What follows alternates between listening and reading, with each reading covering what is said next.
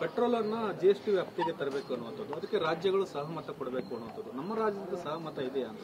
ಅಲ್ಲ, ಇದು ರಾಜ್ಯದಲ್ಲಿ ಈ GST ಗೊಂದಲ ಏನಿದೆ ಅದನ್ನು ಬಗೆಹರಿಸುವ ದೃಷ್ಟಿಯಿಂದ ಏನು ಕ್ರಮ ತಗೋಬೇಕು ಸರ್ಕಾರ, ರಾಜ್ಯ ಸರ್ಕಾರ ಅದನ್ನು ತಗೊಳ್ತೇವೆ. ಒಂದು ವೇಳೆ ಅದು ನಮ್ಗೆ ಅನುಕೂಲ ಆಗ್ತಾ ಇದೆ ಅಂತ ಅನ್ನೋದಾದ್ರೆ ತಗೊಳ್ತಾರೆ. ಅನುಕೂಲ ಆಗುತ್ತೆ ಸರ್ ಜಿಎಸ್ಟಿ ವ್ಯಾಪ್ತಿ? ಅದನ್ನು ಎಕ್ಸಾಮಿನ್ ಮಾಡಬೇಕಲ್ಲ, ಅದನ್ನು ಎಕ್ಸಾಮಿನ್ ಮಾಡಬೇಕು. ನಮ್ಮಲ್ಲಿ ಈಗ ಫೆಬ್ರವರಿ ಮಾರ್ಚಲ್ಲಿ ನಮ್ಮ ಬಡ್ಜೆಟ್ ಬರುತ್ತೆ, ಅದನ್ನು ಲೆಕ್ಕಾಚಾರ ಮಾಡಿಕೊಂಡು ಆ ನಂತರ ತೀರ್ಮಾನ ಮಾಡಬೇಕಾಗುತ್ತೆ. ಅದರ ಜೊತೆಗೆ ಇನ್ನೊಂದು ಆರೋಪಣೆ ಮಾಡಿದ್ದಾರೆ, ರಾಜ್ಯ ಸರ್ಕಾರಗಳು ಒಪ್ಪಲ್ಲ ಇದಕ್ಕೆ ಜಿಎಸ್ಟಿ ವ್ಯಾಪ್ತಿ ತರೋಕೆ. ಅಲ್ಲ, ಒಪ್ಪುವಂತೆ ಮಾಡಬೇಕಲ್ಲ, ಒಪ್ಪುವಂಥ ಪ್ರಪೋಸಲ್ ಅನ್ನು ಕೊಟ್ಟಾಗ ಒಪ್ತಾರೆ. ಬಹುಶಃ ರಾಜ್ಯ ಸರ್ಕಾರಗಳಿಗೆ ತೊಂದರೆ ಆಗುತ್ತೆ ಅದರಿಂದ ಅಂದರೆ ಯಾಕೆ ಒಪ್ತಾರೆ?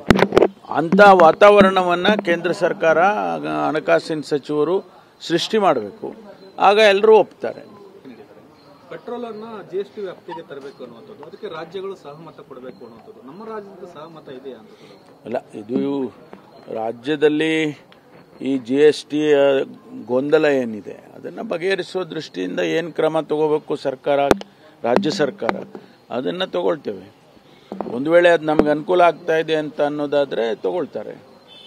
ಅನುಕೂಲ ಆಗುತ್ತೆ ಸರ್ ಜಿಎಸ್ಟಿ ವ್ಯಾಪ್ತಿ? ಅದನ್ನು ಎಕ್ಸಾಮಿನ್ ಮಾಡಬೇಕಲ್ಲ, ಅದನ್ನು ಎಕ್ಸಾಮಿನ್ ಮಾಡಬೇಕು. ನಮ್ಮಲ್ಲಿ ಈಗ ಫೆಬ್ರವರಿ ಮಾರ್ಚಲ್ಲಿ ನಮ್ಮ ಬಡ್ಜೆಟ್ ಬರುತ್ತೆ, ಅದನ್ನು ಲೆಕ್ಕಾಚಾರ ಮಾಡಿಕೊಂಡು ಆ ನಂತರ ತೀರ್ಮಾನ ಮಾಡಬೇಕಾಗುತ್ತೆ. ಅದರ ಜೊತೆಗೆ ಇನ್ನೊಂದು ಆರೋಪಣೆ ಮಾಡಿದ್ದಾರೆ, ರಾಜ್ಯ ಸರ್ಕಾರಗಳು ಒಪ್ಪಲ್ಲ ಇದಕ್ಕೆ ಜಿಎಸ್ಟಿ ವ್ಯಾಪ್ತಿ ತರೋಕೆ. ಅಲ್ಲ, ಒಪ್ಪುವಂತೆ ಮಾಡಬೇಕಲ್ಲ, ಒಪ್ಪುವಂಥ ಪ್ರಪೋಸಲ್ ಅನ್ನು ಕೊಟ್ಟಾಗ ಒಪ್ತಾರೆ.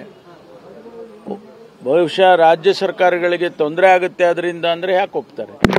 ಅಂಥ ವಾತಾವರಣವನ್ನು ಕೇಂದ್ರ ಸರ್ಕಾರ, ಹಣಕಾಸಿನ ಸಚಿವರು ಸೃಷ್ಟಿ ಮಾಡಬೇಕು, ಆಗ ಎಲ್ಲರೂ ಒಪ್ತಾರೆ.